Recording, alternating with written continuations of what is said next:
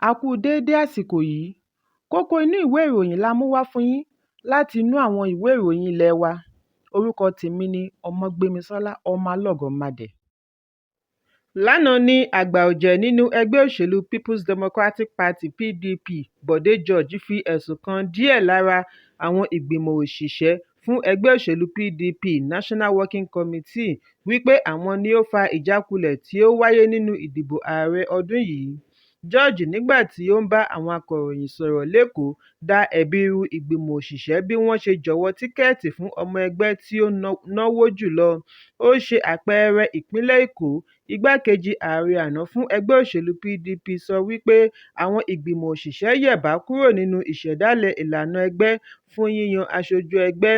Ó ní ó ṣe pàtàkì láti padà sí ẹsẹ̀ àárọ̀ kí ẹgbẹ́ lè rọ́wọ́ mú nínú ìdìbò ọjọ́ iwájú. Ó ní àpẹẹrẹ gidi ní ti ètò ìdìbò abẹ́lé tí ó wáyé ní ìpínlẹ̀ Èkó. Ó ní wọ́n rán àwọn tí kìí gbé ní ìpínlẹ̀ Èkó láti wá ṣètò ìdìbò abẹ́lé. Báwo ni ẹni tí kò bá ní gbélé ṣe fẹ́ mọ ohun tí ó ń ṣẹlẹ̀ nílé? Ó ní bí wọ́n bá ti dé, kàkà kí wọ́n jẹ́ kí àwọn ọmọ ẹgbẹ́ dìbò, wọn a máa wá àwọn tí wọ́n fẹ́ gbégbá ìbò kiri kí wọ́n lè rí owó gbà lọ́wọ́ wọn. Lẹ́yìn èyí, wọ́n á padà lọ sọ fún àwọn alámòójútó ẹni tí wọ́n fi ọwọ́ sí. George ní òun kò ní sọ ju eléyìí lọ. Ó ní ẹni tí ó dá lérú ní ìpele ìbílẹ̀, báwo ni ó ṣe fẹ́ kojú ará ìta? Ó wá pè fún ìgbésẹ̀ ìlàjà kí wọ́n lè sọ̀rọ̀ lórí ìgbésẹ̀ tí yóò mú àyípadà rere bá ẹgbẹ́. Ẹ̀kúnrẹ́rẹ́ ìròyìn yìí wà nínú ìwé ìròyìn Punch tó jáde lónìí. Àjọ elétò ìdìbò Independent National Electoral Commission (INEC) ti bẹ̀rẹ̀ pínpín ohun èlò fún ìdìbò káàkiri ìjọba ìbílẹ̀ 27 ní ìpínlẹ̀ Imo. Bí wọ́n ṣe ń pín ẹ̀rọ BVAS ni wọ́n ń pín bébà ìdìbò àti bébà èsì ìdìbò káàkiri gbogbo ìjọba ìbílẹ̀ ní ẹ̀ka ilé ìfowópamọ́ àgbà CBN tí ó wà ní ìlú Owerri. Nígbà tí èyí ń lọ lọ́wọ́, Kọmíṣánná fún ẹkùn gúúsù ìlà oòrùn Kenneth Okeagu sọ wípé INEC ti gbáradì fún ìdìbò ní ìpínlẹ̀. Ó sọ àsọdájú wípé ìdìbò yóò wáyé ní gbogbo ìjọba ìbílẹ̀. Òun kò sì kófìrí ìjákulẹ̀ kankan nítorí gbogbo ìgbésẹ̀ ni àwọn ti gbé. Ó fi kún un wípé wọ́n ti ṣe ìdánilẹ́kọ̀ọ́ tó jinlẹ̀ fún gbogbo àwọn òṣìṣẹ́ wọn kí wọ́n lè ṣiṣẹ́ wọn bí iṣẹ́ lọ́jọ́ ìdìbò. Ó wá rọ ará ìlú láti jáde lọ́pọ̀ yanturu wá dìbò fún ẹni tí wọ́n fẹ́ ní ọjọ́ àbámẹ́ta. Ẹ̀kúnrẹ́rẹ́ ìròyìn yìí wà nínú ìwé ìròyìn Vanguard tó jáde lónìí. Gómìnà ìpínlẹ̀ Rivers Siminalayi Fubara sọ lónìí wípé aṣíwájú rẹ̀ tí í ṣe mínísítà fún agbègbè ilé ìjọba Nyesom Wike yóò túbọ̀ jẹ́ ọ̀gá fún òun. Fubara sọ èyí ní ìlú Port Harcourt, ìpínlẹ̀ Rivers, nígbà tí àwọn méjèèjì pàdé fún ìgbà àkọ́kọ́ ní ibi ayẹyẹ ìpínlẹ̀ lẹ́yìn rògbòdìyàn tí ó wáyé. Ibi ayẹyẹ yìí ni ìsìn ìdúpẹ́ ọdún 2023 sí 2024 ọdún òfin fún ẹ̀ka ìdájọ́ ìpínlẹ̀ Rivers tí ó wáyé ní St. Cyprian's Anglican Church ní Hospital Road. Níbi ìbẹ̀rẹ̀ ọ̀rọ̀ rẹ̀ ni Fubara ti ṣe àwàdà wípé kí gbogbo ìjọ má ṣe ìdánimọ̀ àlejò kí wọ́n lè yọ wọ́n nípò. Lórí fàákájà tí ó wáyé láàrin wọn, ó ní ọ̀gá lọ̀gá ò máa jẹ́, òun kò rán ẹnikẹ́ni láti tàbùkù ẹnìkankan, gbogbo ohun tí ó ṣẹlẹ̀ ti di àfìsẹ́yìn. Ó ní bí ó tilẹ̀ jẹ́ wípé ìpèníjà ńlá ni rògbòdìyàn ọ̀hún jẹ́ fún ìpínlẹ̀, síbẹ̀ yóò padà ré kọjá lọ. Wike dé ìjọsìn nígbà tí ìsìn ti fẹ́ẹ̀ parí. Ó bọ Fubara lọ́wọ́ kí ó tó lọ jókòó sí ìlà ààyè kan náà pẹ̀lú Fubara. Bí a kò bá gbàgbé wípé ìjà òṣèlú bẹ́ sílẹ̀ nígbà tí àwọn aṣòfin gbìyànjú àti yọ gómìnà Fubara nípò. Ilé ìgbìmọ̀ náà fara kááṣá bí ìjà yìí ṣe yọrí sí gbọ́nmi-sí-omi-ò-tó tí wọ́n ní àwọn ẹ̀ṣọ́ aláàbò dojú ìbọn kọ gómìnà. Láti ìgbà tí ààrẹ Bọ́lá Tinubu ti dá sí i ni àlàáfíà ti jọba ní ìpínlẹ̀ Rivers. Ẹ̀kúnrẹ́rẹ́ ìròyìn yìí wà nínú ìwé ìròyìn Vanguard tó jáde lónìí. Ààrẹ Bọ́lá Tinubu ti yan Mohammed Abba Isa gẹ́gẹ́ bí Senior Special Assistant sí ààrẹ lórí ọ̀rọ̀ ìpèníjà ara. Amúgbálẹ́gbẹ̀ẹ́ ààrẹ Ajuri Ngelale ni ó ṣe ìkéde yìí nínú àtẹ̀jáde òní. Ó ní èyí lọ pẹ̀lú ìpinnu láti rí i dájú wípé gbogbo ẹ̀ka láàrin ìlú ni àwọn ń bójútó. Nínú èròǹgbà ìgbé ayé ọ̀tun nípa yíyan Abba Isa sí ipò, iléeṣẹ́ ààrẹ ṣe àpèjúwe Isa gẹ́gẹ́ bí ẹni àrà ọ̀tọ̀ tí ó ní ọ̀pọ̀lọpọ̀ ìrírí nílé àti lókè òkun lórí ìpòǹgbẹ fún àwọn tí ó bá ní ìpèníjà ara. Ó jẹ́ akẹ́kọ̀ọ́ gboyè láti Ifásitì Maiduguri. Bákan náà ni ó ń ṣe ẹ̀kọ́ kejì Masters lọ́wọ́ ní ifásitì kan náà. Ẹ̀kúnrẹ́rẹ́ ìròyìn yìí wà nínú ìwé ìròyìn The Guardian tó jáde lónìí. Ọ̀gá ọlọ́pàá yányán Káyọ̀dé Ẹgbẹ́tókun ti pàṣẹ kí wọ́n yan Túnjí Dìísù gẹ́gẹ́ bí kọmíṣánná tuntun fún ìpínlẹ̀ Rivers. Agbẹnusọ iléeṣẹ́ ọlọ́pàá Olúmúyìwá Adéjọbí ni ó ṣe ìkéde yíyan Dìísù nínú àtẹ̀jáde òwúrọ̀ òní. Bákan náà ni àtẹ̀jáde náà fìdí ẹ̀ múlẹ̀ wípé wọ́n ti pàṣẹ gbígbé Nwanyi Emeka kúrò ní ipò rẹ̀ gẹ́gẹ́ bí kọmíṣánná ọlọ́pàá ìpínlẹ̀ Rivers wá sí olú iléeṣẹ́ ọlọ́pàá ní Àbújá. Pípààrọ̀ ibi iṣẹ́ Emeka àti yíyan Dìísù ni a gbọ́ wípé ó ní í ṣe pẹ̀lú rògbòdìyàn ọ̀rọ̀ òṣèlú tí ó bẹ́ sílẹ̀ ní ìpínlẹ̀ Rivers ní ọ̀sẹ̀ tí ó kọjá. Àwọn ọ̀dọ́ ni wọ́n ṣe ìfẹ̀hónúhàn níbi tí wọ́n ti béèrè fún àyípadà iṣẹ́ lẹ́yìn ìgbésẹ̀ ìyọninípò tako gómìnà Siminalayi Fubara. Gómìnà ni ó rọ àwọn ará ìlú kí wọ́n béèrè ìdí tí ó ṣe dojú ìbọn kan òun nígbà tí ó wá ṣe àbẹ̀wò sí ilé ìgbìmọ̀ tí wọ́n dáná sun.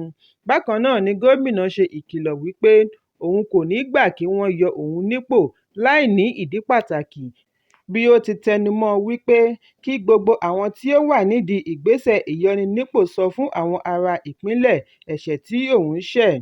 Pẹ̀lú bí ọlọ́pàá ṣe sẹ́ ẹ̀sùn wípé àwọn kò dojú ìbọn kọ gómìnà, ọ̀gá ọlọ́pàá gbà láti dáhùn sí ìbéèrè àwọn ọ̀dọ́ bí ó ti ṣe pàṣípààrọ̀ iṣẹ́ ọlọ́pàá. Kí wọ́n tó yàn án sípò kọmíṣánná, Dìísù ni olórí ikọ̀ Intelligence Response Team (IRT) àti adarí àná fún ikọ̀ Rapid Response Squad ní ìpínlẹ̀ Èkó. Ẹ̀kúnrẹ́rẹ́ ìròyìn yìí wà nínú ìwé ìròyìn The Guardian tó jáde lónìí. Obìnrin àkọ́kọ́ Olúrẹ̀mí Tinubu ti rọ adarí iléeṣẹ́ ológun láti gba àwọn obìnrin ní ìyànjú àti darapọ̀ mọ́ iṣẹ́ ológun.